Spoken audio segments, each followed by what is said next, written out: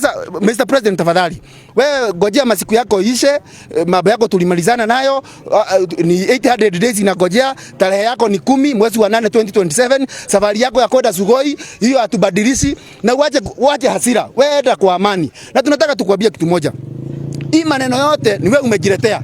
Sisi hatukukwambia uguze mambo ya health. Wewe ndio ulijibeleka huko na kielele yako. Ukaguza mambo ya health, hiyo umeharibu. Sisi hatukukwambia uguze mambo ya masomo.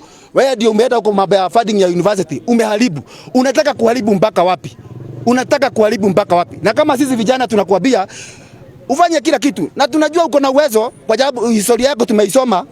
Wewe fanya kile unataka. Mtoe kwa kiti, mtoe kwa hata kwa komiti, mtoe, lakini usiguze roho yake. Tunakuomba tafadhali, sababu tunajua wewe uko na uwezo hata kufanya mambo mengine mabaya zaidi. Wewe fanya kile unafanya, enda maliza toa kwa budget, toa wakikuiwata kwa komiti, lakini tunakuambia roho ya Dede Nyoro, roho hata tukisia kona homa tutasuspect ni wewe umempea.